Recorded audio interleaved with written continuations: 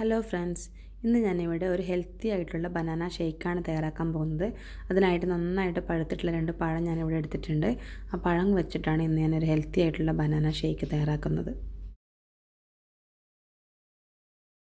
നമുക്ക് ആവശ്യമുള്ള പഴം ഇതുപോലെ അരിഞ്ഞിട്ട് മിക്സിയുടെ ജാറിലേക്ക് ഇട്ട് കൊടുക്കുക. നമ്മുടെ വീടുകളിലൊക്കെ പഴം ചിലപ്പോൾ കഴിക്കാതെ അധികം പഴുത്ത് പോയാൽ നമ്മൾ ചിലപ്പോൾ കളയാറാണ് പതിവ്. അപ്പോൾ അതിന് പകരം നമ്മൾ ഇങ്ങനെയൊന്ന് ചെയ്ത് നോക്കൂ, നിങ്ങൾക്ക് തീർച്ചയായിട്ടും ഇഷ്ടപ്പെടും. അതുപോലെ കുട്ടികൾക്കും വളരെയധികം ഈ ബനാന ഷേക്ക് ഇഷ്ടപ്പെടും. ഞാനിവിടെ 2 പഴമാണ് എടുത്തിരിക്കുന്നത്. ഇനി അതിലേക്ക് ഒരു 1/4 ഗ്ലാസ് പാല് ഒഴിക്കുക. തിളപ്പിച്ചിട്ടില്ല, സാധാരണ പച്ചപ്പാലാണ്, തിളപ്പിച്ചിട്ട് ഉപയോഗിക്കാവുന്നതാണ്. പാൽ ഒഴിച്ചു കൊടുക്കുക. അതിനുശേഷം നമുക്കതിലേക്ക് ആവശ്യത്തിനുള്ള പഞ്ചസാര ചേർത്ത് കൊടുക്കാം. ഞാനിവിടെ പഞ്ചസാരയ്ക്ക് പകരം ബ്രൗൺ ഷുഗറാണ് എടുത്തിരിക്കുന്നത്. അപ്പം നിങ്ങൾ ഇഷ്ടമുള്ളതനുസരിച്ച് പഞ്ചസാര ചേർക്കാം, അല്ലെങ്കിൽ ബ്രൗൺ ഷുഗർ ഉണ്ടെങ്കിൽ അങ്ങനെയും ചേർത്ത് കൊടുക്കാം.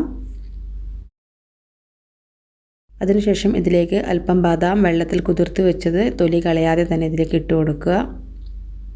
നിങ്ങളുടെ കയ്യിൽ അണ്ടിപ്പരിപ്പൊക്കെ ഉണ്ടെങ്കിൽ അതും കൂടി ഇതിലേക്ക് ചേർത്ത് കൊടുക്കാവുന്നതാണ്.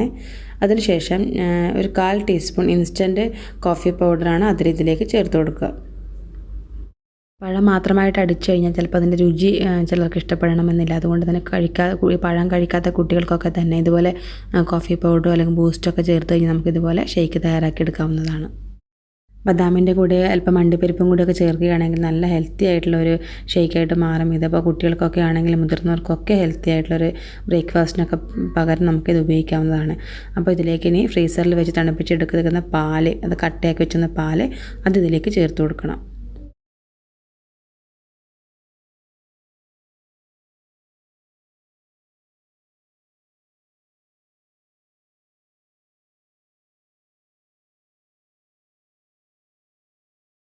അങ്ങനെ നമ്മുടെ ഐസൊക്കെ ഇതിലേക്ക് ഇട്ട് കൊടുക്കുക. അതിനുശേഷം ജസ്റ്റ് ഒരു പ്രാവശ്യം അടിച്ചു കൊടുക്കുക. കൂടുതൽ അടിക്കരുത്, കാരണം ഐസൊക്കെ കൂടുതൽ അടിച്ചു കഴിഞ്ഞാൽ വെള്ളമായി പോവും.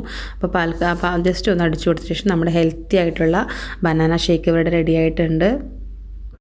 ഇതുപോലെ കോഫി പൗഡർ അല്ലെങ്കിൽ സിനമൺ പൗഡർ, അതുപോലെ തന്നെ വനില എസൻസ്, നിങ്ങൾക്ക് ഏത് വേണമെങ്കിലും ഇതിൻ്റെ ബനാന ടേസ്റ്റ് മാറ്റാൻ വേണ്ടി ഉപയോഗിക്കാവുന്നതാണ്. ഇനി ഇതൊന്നും കയ്യിലില്ലെങ്കിൽ ഓറിയോ ബിസ്ക്കറ്റോ എന്തെങ്കിലുമൊക്കെ ഉണ്ടെങ്കിൽ ഒന്ന് ഇട്ട് അടിച്ചു കൊടുത്താൽ തന്നെ വളരെയധികം രുചിയായിരിക്കും ഈ ബനാന ഷേക്കിന്. അതിൻ്റെ ആ ബനാനയുടെ ടേസ്റ്റ് ഒന്ന് മാറും.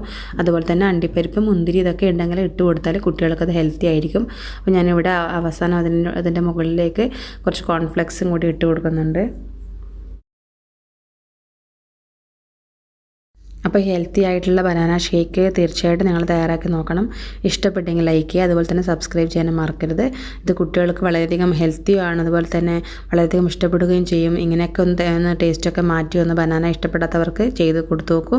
തീർച്ചയായിട്ടും കുട്ടികൾക്കത് ഇഷ്ടപ്പെടും. Okay, thank